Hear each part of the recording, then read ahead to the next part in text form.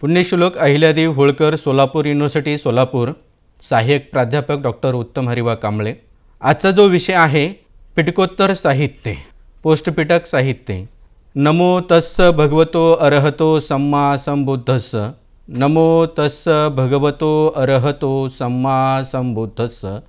नमो तस्स भगवतो अरहतो सम्मा संबुद्धस्स। त्रिपिटक किंवा तीन पेटारे किंवा बास्केट साहित्य तीन त्रिपिटकामध्ये पाली भाषेतील ग्रंथाचा संग्रह आहे, जो थेरवादी बौद्ध धर्माचा सैद्धांतिक पाया आहे। प्रथम इतिहास आणि समालोचन। प्राचीन काळातील त्रिपिटकांच्या जगाशी मध्यंतरीच्या शतकानुशतके असलेल्या व्यक्ती आणि ऐतिहासिक घटनाद्वारे आपल्याला जोडणाऱ्या साहित्याचा महत्त्वपूर्ण धागा प्रदान करत असताना त्रिपिटक पाली किंवा पाली कॅनॉन प्राथमिक पाली भाषेतील ग्रंथाचा संग्रह आहे, जो थेरवादी बौद्ध धर्माचा सैद्धांतिक पाया आहे। त्रिपिटक आणि पॅराकॅनॉनिक पाली ग्रंथ भाषा, इतिहास इत्यादी एकत्रितपणे साहित्यिक थेरवादी ग्रंथाची परिपूर्ण रचना करतात। त्रिपिटकांचे तीन भाग पडतात, एक विनयपिटक, दुसरा सुत्तपिटक, तिसरा अभिधम्मपिटक। त्रिपिटकोत्तर साहित्यामध्ये बुद्धघोषानंतर पाली साहित्य बुद्धदत्त 5व्या शतकात आणि धम्मपाल 6व्या शतकात आणि बुद्धघोषांच्या अनेक अट्टकथांवर धम्मपालाच्या उपभाष्य टीका यांच्या जोडण्याने वाढत गेली। या काळात आणि त्यानंतरच्या शतकामध्ये इतर लेखक आणि अतिरिक्त प्रारंभिक सिंहली ग्रंथाचे पाली भाषांतर केले।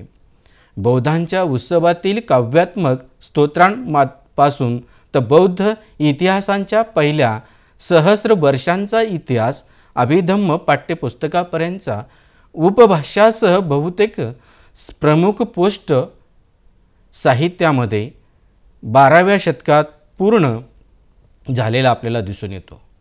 या पोस्ट पिटकांचा किंवा पिटकोत्तर साहित्यामध्ये महिंदथेर सम्राट अशोकाचा पुत्र लंकाद्वीपाला बुद्ध धम्माचा प्रचार करण्यासाठी गेला। त्याच वेळेला जात असताना सिंहली अट्टकथांचे भाषांतर केले। महाअट्टकथा, महापच्चर्य, कुरुनिद्धक अट्टकथा, अंधक अट्टकथा, संख्ये अट्टकथा। पाली भाषेतील अट्टकथांच्या भाषा, टीका, अट्टकथा लिहिणारे 5 प्रमुख अट्टकथाकार होऊन गेले। प्रामुख्याने त्याच्यामध्ये पहिले आहेत बुद्धदत्त, बुद्धघोष, धम्मपाल, महानाम आणि उपसेन असा यांचा क्रम लागतो। याच्यामध्ये बुद्धघोषांचा जन्म बुद्धगया जवळ मोरंडक खेटक गावाच्या जवळ झालेला। स्थवीर रेवत यांच्याकडून उपसंपदा घेतल्यानंतर सर्वप्रथम बुद्धघोषांनी ज्ञानोदय नावाचा ग्रंथ लिहिला आणि ज्ञानोदय नावाचा ग्रंथ लिहित असताना महास्थवीर रेवंतासोबत बुद्धघोषांचा आणि स्थवीर रेवतांचा वादविवाद झाला। या वादविवादामध्ये रेवत आणि बुद्धघोषांना हरवलं आणि हरवल्यानंतर वादविवादामध्ये तांत्रिकदृष्ट्या बुद्धघोष रेवंतांच्या समोर हरल्यानंतर त्यांचं शिष्यत्व पत्कारले आणि शिष्यत्व पत्कारल्यानंतर त्यावेळेला रेवतांनी त्यांना सांगितलं की भारतामध्ये अट्टकथा साहित्य आता शिल्लक राहिलेलं नाही, पाली साहित्य शिल्लक नाही। महिंदथेर ज्या वेळेला श्रीलंकेला गेले त्यावेळेला जात असताना धम्मप्रसार आणि प्रचार करण्यासाठी संपूर्णपणे पाली लिटरेचर सिंहलला घेऊन गेलेले आहेत। तिथे जाऊन तुम्ही या भाषेचा वापर करून, या ज्ञानाचा वापर करून, या तत्त्वज्ञानाचा वापर करून तिथे असलेलं अट्टकथांचं त्या काळची मागधी भाषा म्हणजेच पाली भाषेमध्ये तुम्ही त्याचं रूपांतर करावं आणि त्या ठिकाणी तुम्हाला तुमच्या बुद्धिमत्तेला वाव देता येईल आणि तुमचं ज्ञान तिथे तुम्हाला दिसून येईल। अशा पद्धतीने हे सर्व महास्थवीर रेवत आणि बुद्धघोषांचा संवाद आपल्याला दिसून येतो आणि मग बुद्धघोष त्या ठिकाणी ज्ञानोदय नावाचा ग्रंथ लिहितात। त्यानंतर बुद्धघोष श्रीलंकेला जातात आणि श्रीलंकेला गेल्यानंतर पहिल्यांदा अनुराधापूर विहार येथील तिथल्या भिक्खू संघाशी त्यांचं संभाषण होतं आणि त्या ठिकाणी बुद्धघोषांनी त्यांना विनंती करतात की मला इथे असलेल्या अट्टकथांचं मागधी भाषेमध्ये मला रूपांतर करायचं, पालीमध्ये मला त्याचं रूपांतर करायचं, त्यावेळेला आपण परवानगी द्यावी। असं ज्या वेळेला बुद्धघोष तेथील भिक्खूंना विनंती करतात, त्यांची याचना करतात, त्यांना विनंती करतात आणि विनंती केल्यानंतर ती बुद्धघोषांची बुद्धिमत्ता पाहण्यासाठी किंवा ज्ञान तपासून पाहण्यासाठी श्रीलंकेमधले बौद्ध भिक्खूंनी त्यांना ज्या गाथा दैवताने तथागतांना विचारल्या होत्या की त्या संयुक्त निकायामध्ये आहेत, त्या गाथा बुद्धघोषांना तेथील बौद्ध भिक्षू विचारतात आणि त्या गाथा विचारल्यानंतर त्या गाथांचं उत्तर देत असताना बुद्धघोषाने विशुद्धी मग्ग नावाचा ग्रंथ त्या ठिकाणी लिहिला आणि त्यावरून त्याचं ज्ञान तिथं दिसून आलं. आणि मग श्रीलंकेमधले जे भिक्खू होते त्या भिक्खूंनी, त्या विहारातल्या सर्व भिक्खूंनी त्यांना तिथे अट्टकथांचं भाषांतर करण्यासाठी परवानगी दिली आणि तो ग्रंथ म्हणजे विशुद्धी मग्ग. अंतो जटा बही जटाय जटा जटाती तंग तंग गौतम पुच्छमी इमंग विजटे जटाती, की हे गौतमा, मी तुम्हाला पुन्हा पुन्हा विचारतो की हे संपूर्ण जग अंतर्गत आणि बहिर्गत समस्येने जखडलेलं आहे, याला या समस्येतून, या उलझनमधून कोण बाहेर काढेल किंवा या समस्येतून त्यांना कोण निवारण करेल. अशा प्रकारचा त्या गाथेमधून प्रश्न विचारल्यानंतर त्या गाथेला उत्तर दिले शिले पत्ती ठाये नरो, की जो शिलामध्ये प्रतिष्ठित होऊन समाधी भावनेचा अंगीकार करून जो भिक्खू असेल तो या संपूर्ण जगातील मानवी जमातीला या संसाररूपी जगातून, या समस्येतून मुक्त करण्यासाठी तो शील समाधी आणि भावना अवगत असणारा जो भिक्खू आहे तोच या समस्येला बाहेर काढू शकेल, दुसरा कोणी काढू शकणार नाही. अशा प्रकारचा संवादावर 2 प्रश्नरूपी गाथा आणि 2 उत्तररूपी गाथांवर बुद्धघोषांनी त्या ठिकाणी विशुद्धी मग्ग नावाचा फार मोठा असा पवित्र ग्रंथ लिहिला आणि त्यामुळे मग त्यांना तिथं बुद्धघोष, बुद्धांच्या आवाजासारखा आवाज असल्यामुळे त्यांना तिथं उपाधी देण्यात आली बुद्धघोष. अशा प्रकारचे हे बुद्धघोष श्रीलंकेमध्ये गेल्यानंतर आपल्या ज्ञानाने, आपल्या वाणीने तिथं सर्वश्रेष्ठ ठरले. बुद्धघोषाने विशुद्धी मग्ग नावाचा ग्रंथ लिहिला. विनय पिटकावरील आधारित अट्टकथा सुमंगल विलासने लिहिली. अभिधम्म पिटकावरील अट्टकथा 8 चालीने लिहिली. त्यानंतर मग आहेत बुद्धदत्त. बुद्धदत्तांचा व बुद्धघोषांच्या समकालीन होते. चोल राज्यातील उरईपूर येथील निवासी बुद्धदत्ताने बुद्धघोषांच्या अभिधम्म पिटकावरील अट्टकथांच्या आधारे लिहिलेला अभिधम्म अवतार ही समंत पासादिकावरून विनय विनिश्चय ग्रंथ लिहिला. त्याचबरोबर बुद्धदत्ताने धर्माचे चित्त चैतसिक रूप आणि निर्वाण असे वर्गीकरण केले. श्रीमती कॅरोलिना डेव्हिस यांनी आचार्य बुद्धदत्तां यांच्या कार्याचं यथेच्छपणे समाचार घेतलेला आपल्याला दिसून येतो. त्यानंतरचे अट्टकथाकार आहेत धम्मपाल. धम्मपालांचा जन्म तामिळनाडू कांची येथे झाला. भारताच्या दक्षिण किनाऱ्यावर वर्धित विहारात अट्टकथाची रचना केली. उदान, इतिवृत्तक आणि थेर गाथांच्या अट्टकथा ऐतिहासिकदृष्ट्या अत्यंत महत्त्वपूर्ण आहेत. सर्वात प्रसिद्ध टीका परमत्थ दीपनी धम्मपाल व बुद्धघोष यांचे अपूर्ण कार्य करणारे महान अट्टकथाकार म्हणून धम्मपालाकडे पाहिलं जातं. या अट्टकथाकारांचा एक काळ असा होऊन गेला की त्याला पिटकोत्तर साहित्य म्हणून पाली साहित्यामध्ये नोंद घ्यावी लागली. असं अतुलनीय कार्य या अट्टकथाकारांनी केलं. शक्यतो बुद्धदत्त आणि बुद्धघोषांच्या ज्या अट्टकथा होत्या या अट्टकथावर जास्तीत जास्त धम्मपालांनी टीकात्मक अट्टकथा लिहिल्या आणि अशा पद्धतीने हे 3 अट्टकथाकार आपल्याला चांगलं कार्य करत असताना दिसतात. पाली पिटक, पोस्ट पिटक साहित्य म्हणून उदयास आलेलं आपल्याला पाहावयास मिळतं. त्यानंतर पिटकोत्तर साहित्यामध्ये श्री TW राईस डेव्हिस आणि श्रीमती CF 1894 राईस डेव्हिस यांनी पाली टेक्स्ट संस्थेचे PTSचे अध्यक्ष झाले आणि अशा पद्धतीने त्यांनीसुद्धा पाश्चात्य देशांमध्ये पाली साहित्याचं पुनर्जीवन करण्याचं काम या PTSच्या माध्यमातून संपूर्ण जगासमोर जर कोणी आणलं असेल तर डेव्हिस आणि डेव्हिसच्या पत्नी मिस रेव्हिस डेव्हिस यांनी हे असं कार्य केलं की त्या कार्याला जगामध्ये कुठेही तोड नाही. त्यानंतरचा जो पोस्ट पिटक म्हणजे पिटकोत्तर साहित्यामध्ये ज्या ग्रंथाची नोंद होते तो म्हणजे ज्ञानाने परिपूर्ण असलेला, वादविवादामध्ये, वाक्यचातुर्यामध्ये अगदी संपन्न असलेला आणि संपूर्णपणे तत्त्वज्ञान पाली साहित्यामध्ये ओतप्रोत भरलेला ग्रंथ म्हणजे मिलिंद प्रश्न. या मिलिंद प्रश्नाची पार्श्वभूमी बघत असताना थोडासा इतिहासाकडे आपण जेव्हा डोकावतो त्यावेळेला आपल्याला असं दिसून येतं की या मिलिंद प्रश्नामध्ये पूर्वयुगामध्ये जेव्हा जातो तेव्हा हे बुद्धाच्या नंतर 500 वर्षांनी अमुक अमुक ठिकाणी मिलिंद राजा आणि भंते नागसेन जन्माला येतील आणि मी जे काही तत्त्वज्ञान सांगितलेलं आहे त्या तत्त्वज्ञानावर पुन्हा चर्चा, वाद, संवाद, परिसंवाद होईल असं भाष्य केलं गेलं होतं आणि ते तंतोतंत खरं ठरलं आणि ते या ठिकाणी आपल्याला गंगा नदीच्या किनारी सागल नगरीमध्ये झालेलं दिसून येतं. अशा पद्धतीने मिलिंद राजा हा ग्रीकचा राजा आहे मिनांडर, तो 19 विद्यामध्ये पारंगत आहे आणि भंते नागसेन हा महासेन नावाचा देवपुत्र आहे. 32 देवलोकामधून तो आलेला आहे आणि त्या दोघांचा संवाद प्रश्न 262 प्रश्नावर चर्चा करण्यात आली. त्या चर्चेमध्ये नुसते प्रश्न विचारून उत्तर दिले तर त्या मिलिंदाचं समाधान झालं नाही. प्रत्येक प्रश्नांच्या उत्तराअंती मिलिंद राजांचे समाधान होईपर्यंत, शंका निरसन होईपर्यंत, त्यांना समाधान करेपर्यंत होत नाही तोपर्यंत भंते नागसेनाने जे उत्तर दिले, अनेक उपमांच्या आधारे, अनेक उदाहरणांच्या आधारे उत्तरं देऊन त्यांचं निरसन केले.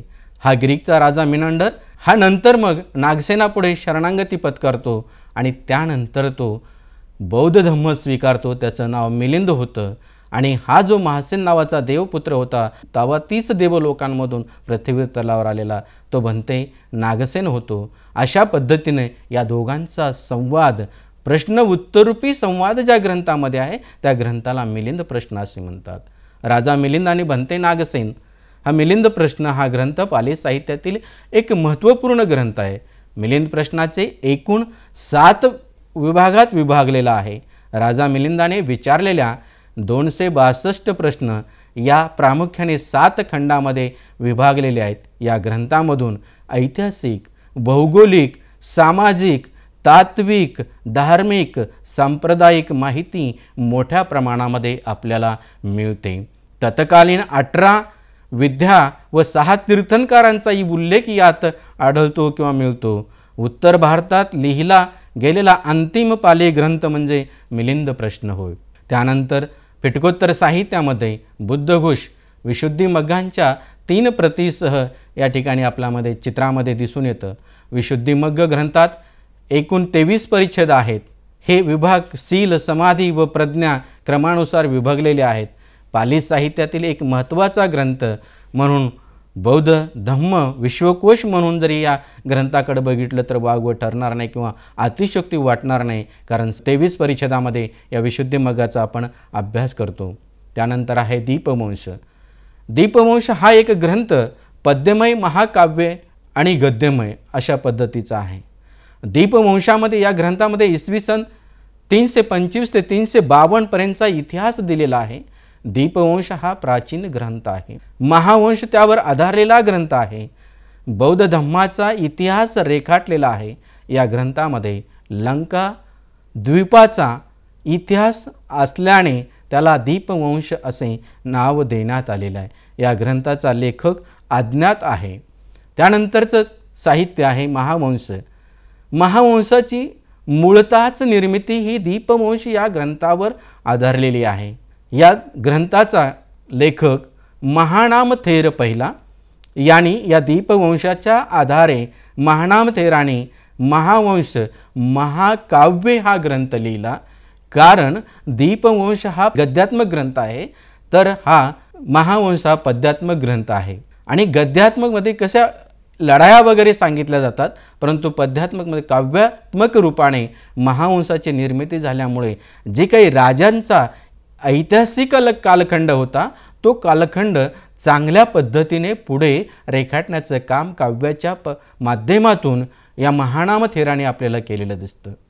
आणि म्हणून हे महावंश पाली साहित्यामध्ये अतिशय महत्त्वाचा हा ग्रंथ अभ्यासाला मिळतो. त्याचबरोबर 4थ्या शतकामध्ये महानामथेराने त्याची निर्मिती केली. त्यानंतर 8व्या शतकामध्ये याच महावंशावर टीकात्मक अट्टकथा टीका अशा पद्धतीचा ग्रंथ द्वितीय महानामथेराने लिहिलेला आपल्याला दिसून येतो. विशेषतः महावंश ग्रंथाची शैली काव्यमय आहे, त्यामुळे ते एक ओजस्वी महाकाव्य म्हणून आपण त्याचा उपयोग करतो किंवा अभ्यास करतो. हा ग्रंथ दीपवंश या ग्रंथावर आधारित आहे. महावंश या ग्रंथाचे लेखक महानाम स्थवीर आहेत. हा ग्रंथ एकूण 37 प्रकरणामध्ये, त्याला परिच्छेद असे म्हणतात किंवा विभागसुद्धा म्हणतात, परिच्छेदामध्ये विभागलेला आहे. महावंश एक उत्कृष्ट इतिहास ग्रंथ आपल्याला दिसून येतो.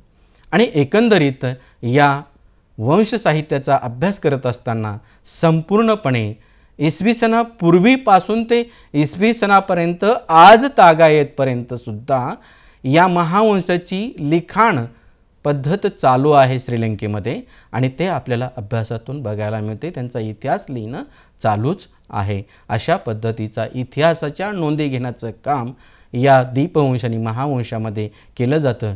म्हणून बौद्ध साहित्याच्या दृष्टीने किंवा पिटकोत्तर साहित्याच्या दृष्टिकोनातून हे ग्रंथ अतिशय महत्त्वाचे असलेले आपल्याला दिसून येतात.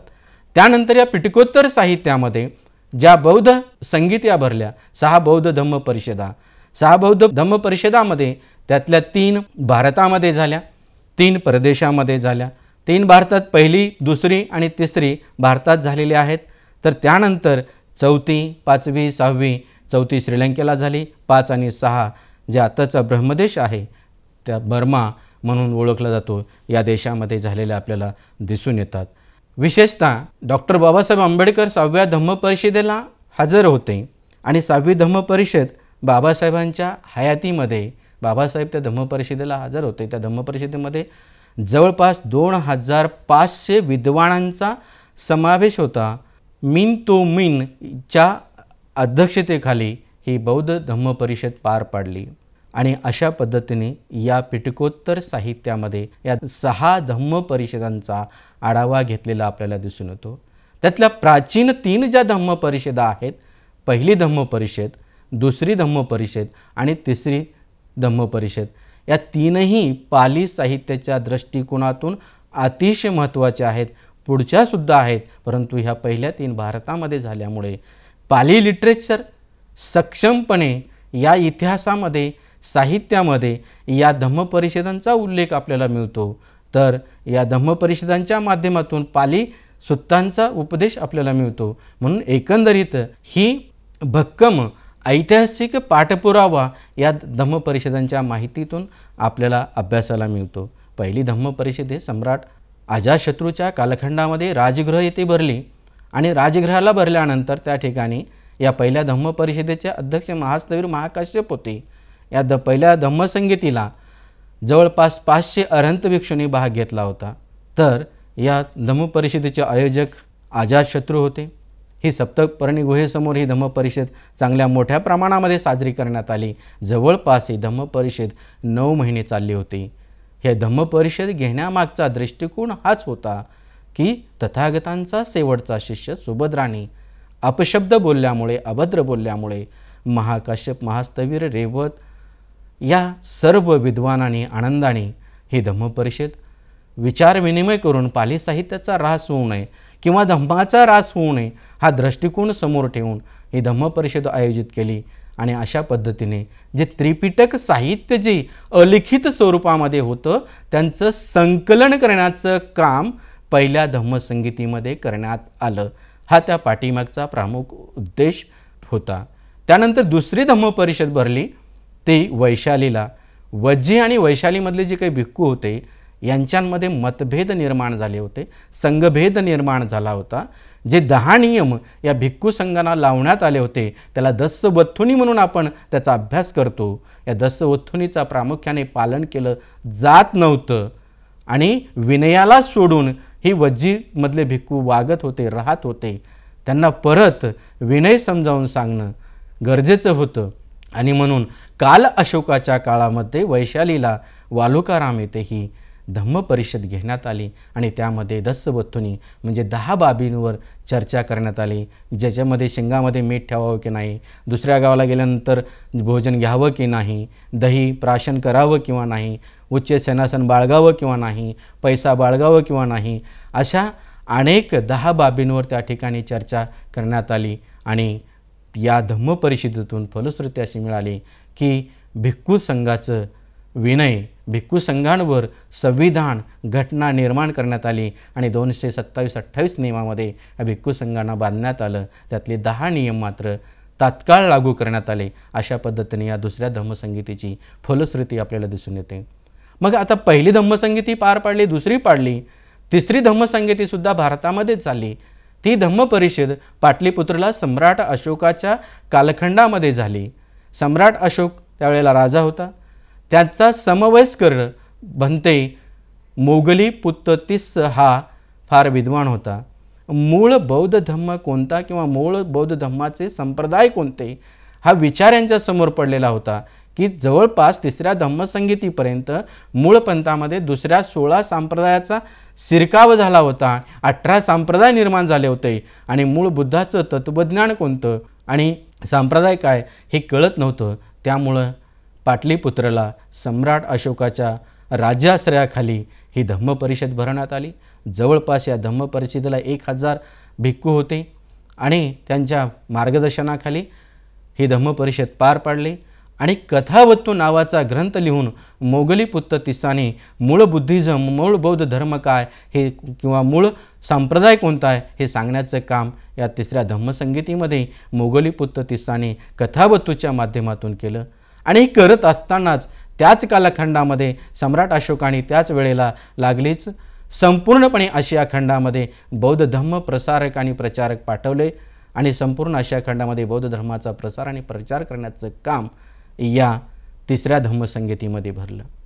आणि चौथी धम्मसंहिता झाली महापराक्रमी ब्रह्माबाहू यांच्या काळामध्ये, वट्टगामिनीच्या काळामध्ये श्रीलंकेमध्ये ही चौथी धम्मसंहिता भरली. या तिन्ही धम्मसंहिता झाल्या, परंतु या तिन्ही धम्मसंहित्यामध्ये त्रिपिटक लिखितबद्ध करण्यात आलेलं नव्हतं. फक्त संकलन चालू होतं, एकत्रीकरण करणं चालू होतं. परंतु चौथ्या धम्मसंहितेमध्ये मात्र वट्टगामिनीच्या काळामध्ये मात्र तिथल्या बौद्ध भिक्षूंनी जे काही अट्टकथा जतन करून ठेवल्या होत्या, पाठांतर करून ठेवलं होतं, हे संपूर्ण त्रिपिटक पहिल्यांदा दगडावर कोरण्यात आलं, ताम्रपटावर कोरण्यात आलं आणि त्या माध्यमातून त्याचं पहिल्यांदा जर लिखितबद्ध कुठं झालं असेल तर श्रीलंकेला झालं आणि पाली साहित्य संपूर्णपणे त्या ठिकाणी कोरण्यात आलं आणि त्यावेळेला लिहिण्यात आलं. त्याच्यानंतर 5वी धम्मसंहिता भरली ब्रह्मदेशामध्ये, त्यानंतर 6वी बाबासाहेबच होते. अशा पद्धतीने त्रिपिटकोत्तर साहित्यामध्ये याचा हाही धम्मसंहितेचा उल्लेख होतो आणि म्हणून हे बघणं गरजेचं होतं. निश्चितच या 6 धम्मपरिषदांच्या माध्यमातून विद्यार्थ्यांना पाली पिटकोत्तर साहित्यसुद्धा अभ्यासाला मदत मिळेल हा त्या पाठीमागचा दृष्टिकोन होता. त्याचबरोबर यासाठी संदर्भ ग्रंथ हाताळलेत, गुगल चित्रे, विकिपीडिया, नोट्स आणि त्याचबरोबर महास्तवीर, राहुल संस्कृतयान, अनागारिक, जगदीश काश्यप, बौद्ध दर्शन मीमांसा अशा अनेक ग्रंथ यासाठी वापरण्यात आलेले आहेत. धन्यवाद.